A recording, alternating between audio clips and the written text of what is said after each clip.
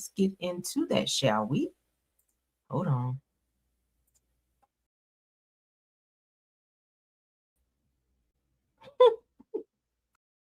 Hold on, y'all. StreamYard be tripping. Let's see.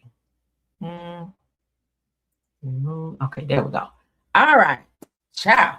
All right, so we have a quick live that we want to get through. Hello to everyone in the chat. Hey, Rose, thanks for being here, and everyone in my chat, in the bushes as well as in the chat. Let's get into it.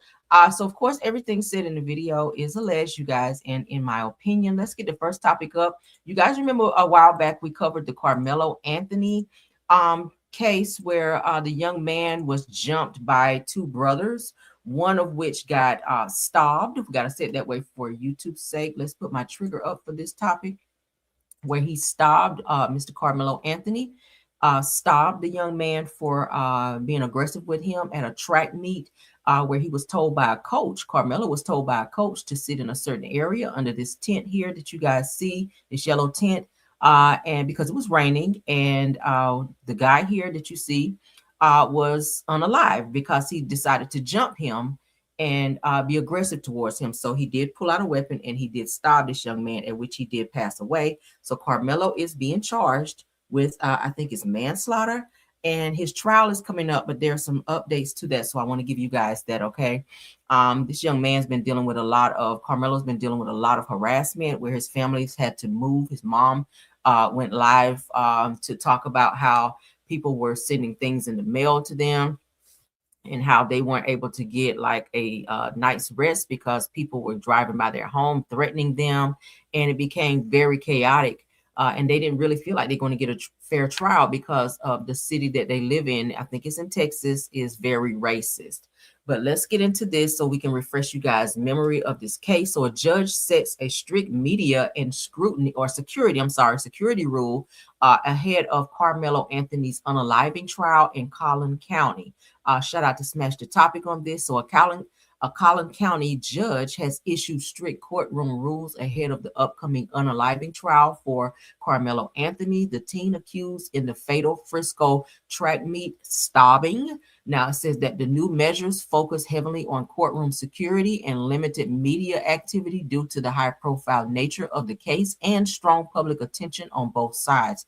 This case did go viral. A lot of people was really touched by this case. Carmelo was allowed to graduate, but he was not allowed to walk across the stage. They did give him his diploma, but he was not allowed to walk across the stage. Nevertheless, he still got to graduate. Okay. Prior to this incident, he was an honor roll student. He was an athlete, and he was not problematic. But these guys decided that they were going to bully him, and he stood up for himself. And unfortunately, that day, someone's life was taken. The young man here, the Caucasian guy now on our screens, life was taken because he and his brother decided to try to rough up Mr. Carmelo Anthony. He pulled out a blade and he stopped him. So the rules restrict how media can operate inside the courtroom, including limits on recording, photography, and where journalists can be positioned. Now, officials say that the goal is to maintain order and prevent disruptions and ensure a fair trial. A lot of people saying they didn't think he would get a fair trial because of the city that he is in and all of the negative scrutiny surrounding this case. So it goes on to say that heightened security will be in place with concerns about tensions surrounding the case and the potential for large crowds. Legal experts say that the judge is trying to balance transparency with safety and impartiality as the trial approaches.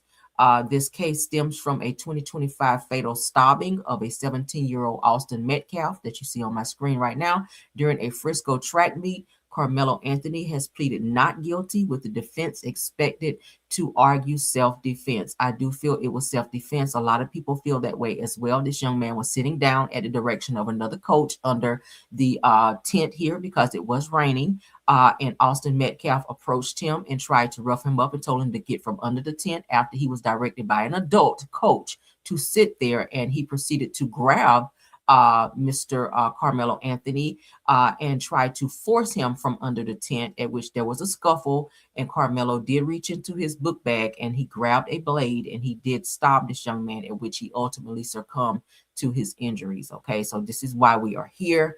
But I do feel that this case is a case of self-defense, because had he not approached him, had he not touched him, had he not roughed him up and he was punching him and assaulting him. So and if you guys saw some of the pictures that we shared, Austin Metcalf, he was also an athlete. He and his brother, those were very, very big guys. And they were also known in their school to bully other kids as well, because they were big guys. So the Carmelo Anthony was not the only kid who dealt with being bullied by these two brothers. But, you know, he's been getting the short end of the stick when only he was just defending himself and not bothering anybody. So I'm praying that he gets a fair trial and that he does not get charged with first degree, maybe manslaughter, because he did, you know, unalive him, but it was self-defense, or maybe not get charged at all, which that's a stretch. I'm sure they're going to charge him with something because he did take his life. But I really hope that they don't, you know, send this young man who has a very, very bright future to prison for the rest of his life, or even give him the death penalty for trying to protect himself from this overly large guy who decided one day to bully him and cause this entire situation. So y'all let me know what y'all think. Let's move on. Drew Sidora has spoken up. You guys know Drew has been dealing with a lot in the press here lately, from Ralph petitioning the courts about Drew not taking the kids to school, which the judge has now told Drew she has to be out by the end of the month. She has a short amount of time in order to find a place to stay for she and her oldest son, who is not fathered by Ralph. Drew has petitioned the courts that she only makes $12,500 a month, which that is a lie. She could be held in contempt for lying to the judge, because she did just sign a $1.2 million contract with Bravo for Real Housewives of Atlanta.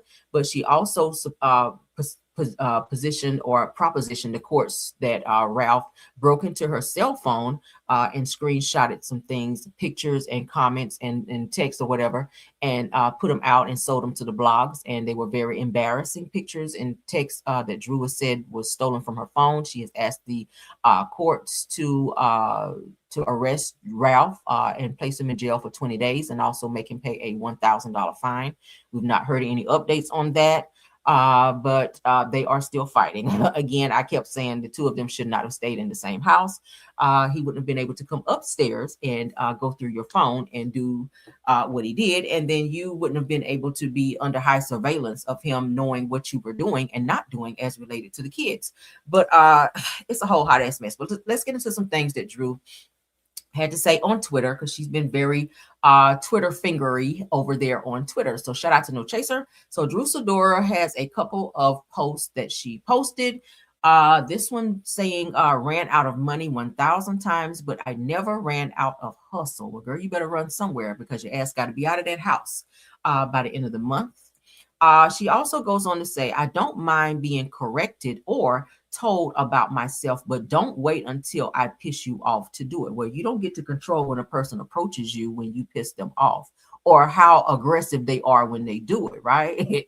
That's a very narc comment to make. You can't control a person and what they say and how they approach you when they do, when you reciprocated this anger, or when you poke the bear, right? So she also goes on to say, the older I get, the more I realize that being in a hurry is a terrible way to live your life. Yeah, that's a great quote. But what about this guy that you're dating on the show named Black, that you said was only just your friend and you weren't in any type of relationship or sexual anything with him? And then this season you have him on the show as your storyline, as your person of interest. He's bringing you flowers. He's telling you he brought gifts for your kids, who I'm pretty sure Ralph was not happy about that shit. And it appears that you guys are in some type of relationship, because he was reaching over the table, rubbing your legs, and anything that a person who is interested in you sexually would do. So I think that you definitely should slow down and focus on getting your divorce finalized, get into some deep therapy. And then after you heal, maybe then look into having a relationship. Yes, it does get lonely while you're going through the process, but it's always a toxic situation when you bring another person into a very toxic environment that you're already in. You're fighting with your husband. He's not going to just let you go, it seems. Ralph wants to hold on to you. He just has this selfish thing about himself where he would love to see you suffer, and he doesn't want to let this divorce be a smooth transition. So he's going to continue to fight you, and anybody you try to date, he's going to make it difficult for you. So I would just focus on the divorce and get the fuck away from him, and then maybe meet someone down the line so that you can date in peace, maybe get a restraining order. Have the kids picked up at a certain location to where he doesn't have to be there. You don't have to have any interaction with him, and move on with your life. So that's kind of what I think. What do y'all think? That is Drew Sidora, honey. Shout out to No Chaser. Let's get to Chrisean Rock. Y'all know Chrisean is more so focused on boxing versus being a mother. She is crying because she's saying boxing is hard. But I really think that her attention should be on therapy for her son. But nevertheless, she does have a boxing match coming up here soon. And she's saying, hey, she breaks down in tears. And she said that boxing is so hard. She's actually starving. And all she really wants right now is like some spaghetti and French fries. Well, you can't have carbs and all of that when you are training. You do have to be in a certain weight class when you're boxing. I know because I box as well. I kickbox as well. So I know you have to keep a certain weight. You have to be at a certain weight in order to, a weight class rather, in order to fight. So you're on a strict diet. You got to follow that. A lot of times they ask you to have a high protein diet. So that means, either scrambled eggs or boiled eggs. And you're drinking shakes and stuff like that in order to keep your weight down. You're exercising a lot. You're getting up running and hitting the bag. So you got to keep that mindset. And after the fight, then get you some damn spaghettis and fries. But let's see. So let's get into it. Chrisean Rock posted a bizarre video and broke down in tears, saying that boxing is taking a toll on her and she's starving. Even saying that all she wants to do is damn eat. Let's get into her. Shout out to all of my people. I'm going to show you what I got on.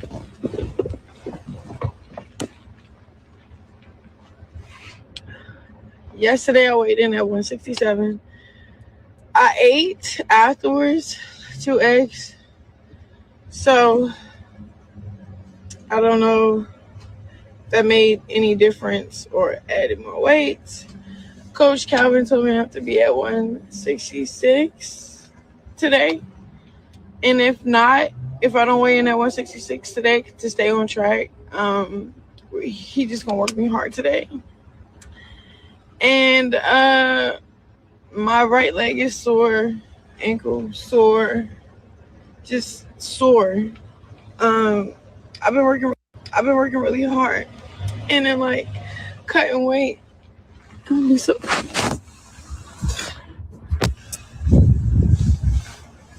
Yeah. Okay, and this is what I got on. Oh, hold on, let me just tell you what I got on. This is what I got on. So I have a sauna suit.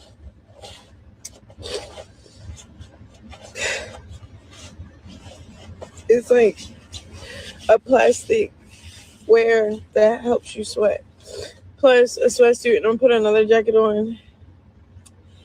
And lately, since I've been cutting, I've been like really sensitive.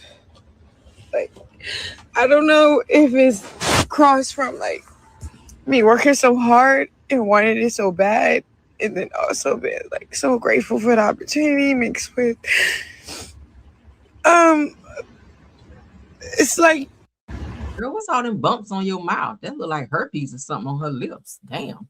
Again, shout out to All About the Tea. If she would have had this much energy and dedication to Junior in therapy, I would have loved to see that. I would have loved to see her on my screen crying right now that her son is finally in therapy and making improvements, versus her telling me about she's hungry when her baby can't even damn eat solid foods. He's still drinking bottles of milk at 2 years old. I would love to see you crying because he's making improvements in therapy, standing up, on some type of crutches or wheelchair, something, his something. He's verbalizing words. Like I would love to see that. I would love to see you cry about that, not about something you chose to do. She's so dedicated and focused on what she wants to do versus what's best for her child. She keeps missing the mark as related to that. Being a mother means sacrifice. Okay. I know you want to box. I know this is something that's going to put money into your pocket. But bottom line is your son is getting older. He's not making any progress. You cannot continue to carry him around on your hip for the rest of your life. He's getting bigger. He's gonna be what? He's gonna be 5 years old before you know it. It's gonna be time for him to go to school. He definitely needs to get some therapy, but she always focuses on everything else but that. But let's continue. It's like, y'all see that around her mouth? And then she be kissing the baby with that shit on. Ugh. It's just you and God. Like, it's just you and God in your discipline. And like, jeez.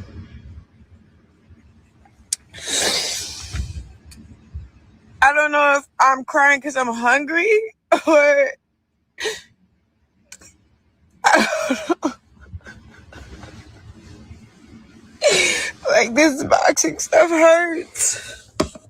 And I just want to record this moment because I want to remember how hard it took, how much work I had to work for this. Didn't put no oil on the jacket. It's crazy, but I just know it's like a breezy out it. So and I just want everybody to pray for me. I will be praying for Junior. Thank you. It's just this fight. Now, her opponent, you guys, be beating ass. Y'all need to go look up her opponent that she's gonna be fighting. Like, maybe she's crying because she's getting scared. Because this girl, I think, is gonna whip Chrisean's ass. Now, Chrisean does have hands, like, y'all know she's into street fight and shit like that. But as far as like this girl she's fighting is a kickboxer, and I don't know if Chrisean gonna be able to win this fight, y'all. I mean, I don't know. We're gonna have to see. She's been training, but when I did see her like sparring, she's very slow. Chrisean is slow. You're gonna have to pick up the pace, baby, because you're gonna get your ass beat into wood chips in this fight if you don't, because you don't have a whole lot of time to be training no more. You talking about some damn spaghetti and fries, bitch. You better get in there and get some B12 in you and speed it up, because your punches are very, very slow. Okay. Yes. I'm so sorry. I'm such a big fan. Okay, can I have a second? Yeah, of course. 2 seconds. So like, I'm like, so over here trying to like cut weight, be positive, stay disciplined. I'm a little hungry. I'm a lot of hungry. And I want to be in shape. You can take a picture. Sorry, I'm making a vlog. It's okay. Thank you. You're so pretty. Thank you. So, bro.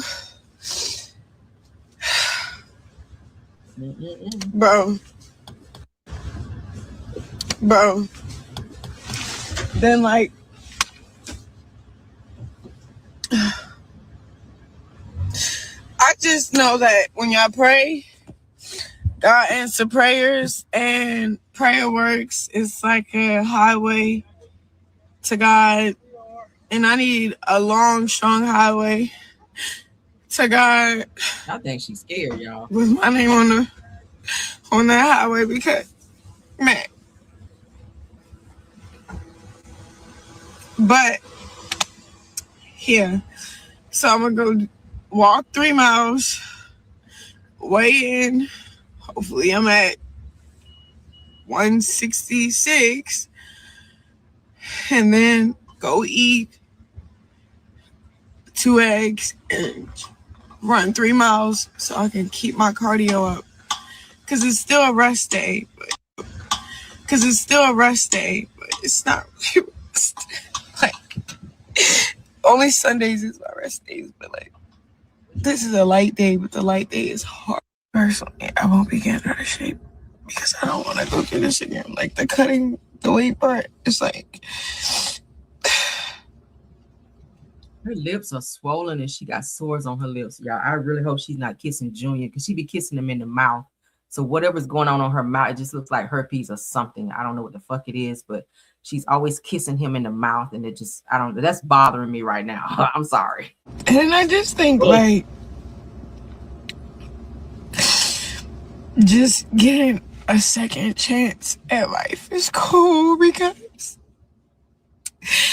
my first chance, I blew it. She's not mentioned Junior one time and say pray for him. Have y'all noticed that? It's all about pray for her because she's getting ready to be in this fight. But what about your baby that's fighting every day for his life? Your baby's having seizures because you drank heavily when you carried him. Your baby is irritated because he has diaper rashes from being in diapers all damn day while you're training, and you change him when you get to him, right? Your baby is sitting in a freaking car seat all freaking day because he's not walking. And you're asking us to pray for you because you're hungry? He's hungry. He should not be just drinking bottles of milk at 2. He should have solid foods.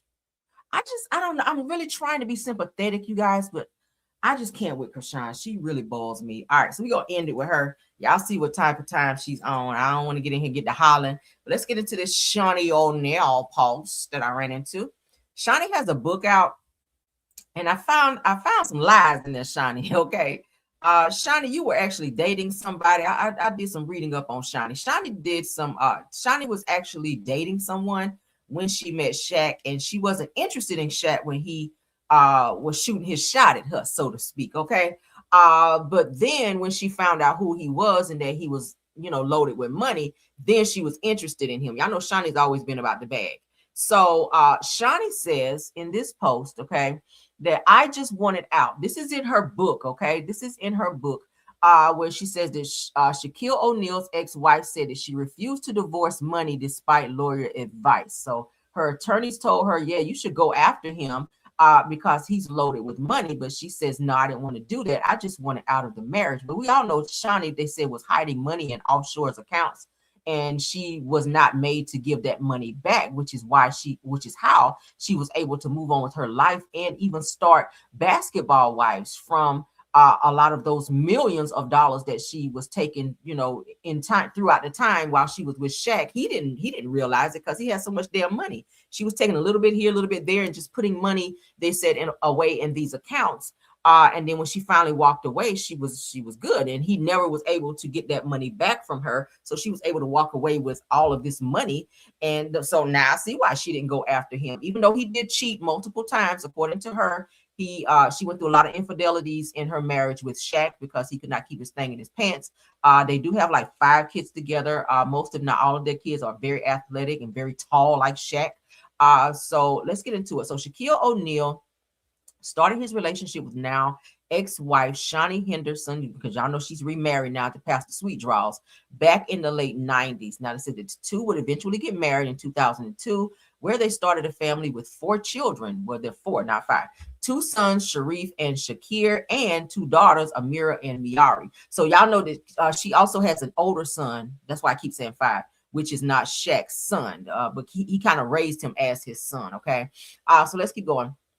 So, however, the two would end up splitting in 2009 due to O'Neal's issues with infidelity, as I just told you guys, throughout the years. Although Henderson, which is Shaunie, enjoyed her time with Shaq, she couldn't see that their marriage would end up lasting. Now, she says, as Diesel had a busy life being an NBA superstar, they call him Shaq Diesel. Businessman and a man of many hobbies, while also being pursued by all kinds of women. So y'all know what being an athlete, especially making a lot of money like him and being such a star as Shaq was, the women were flocking. You ain't got to be fine nowadays. If you got a lot of money, the women will flock to you. And Shaq had a lot of women trying to get with him. Okay. So let's continue. It says that since their separation, new details about the couple's divorce have been coming out. In 2024, in Shaunie's memoir, Undefeated, Changing the Rules and Winning on My Own Terms, she confessed to rejecting her lawyer's advice to seek a financial benefit from O'Neal, which is Shaq, during their divorce. She said, despite my lawyer's advice, I didn't want anything from Shaquille. I just wanted out, according to her. But you was taking money, girl. So that's not totally correct. Even though he didn't give you a payout or a settlement, you had already taken millions to put in other accounts. You were hiding money, or his money rather. Well, you guys' money, because y'all were married. But Shaq was not able to get all those millions back, and you were able to restart your life with that money. So she says, I kept telling him, you don't have to give me anything.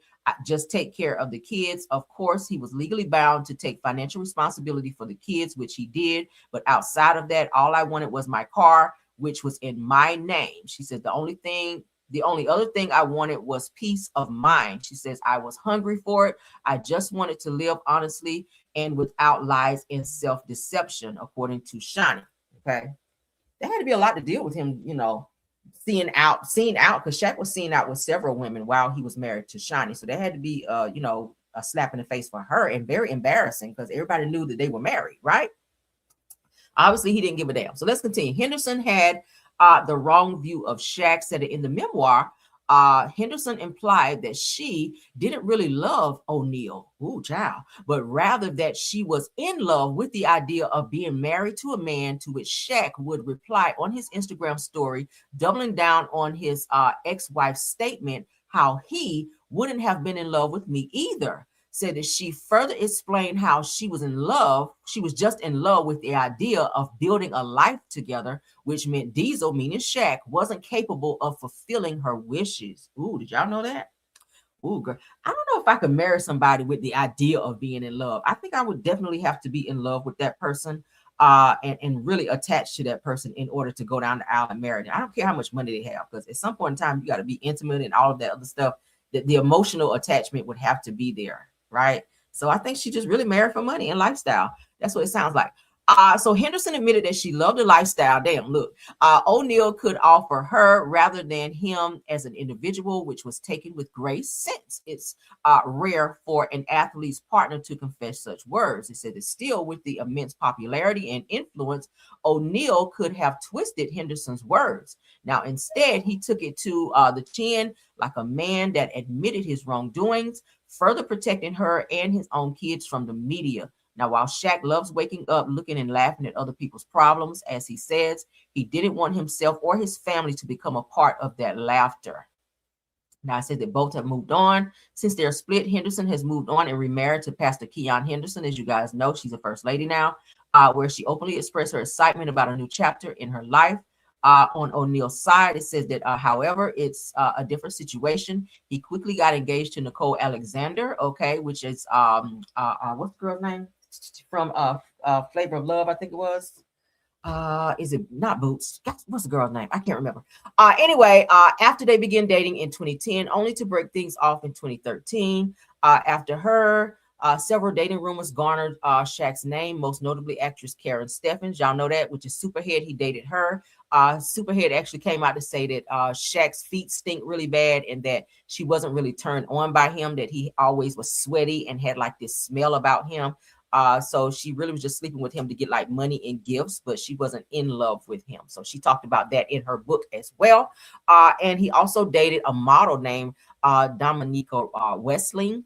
So it said that despite their new relationship and outlook on life, that Henderson and O'Neal still have respect and love for each other. When Shaq talks about Shaunie, he still references her as his wife. He doesn't say my ex-wife. I've caught that a few times when he's talking about her. He'll say my wife.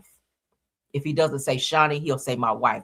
Maybe it just hasn't registered with him yet that she's moved on, or that that's not his wife anymore. Maybe he'll just forever see her as his wife. I don't know.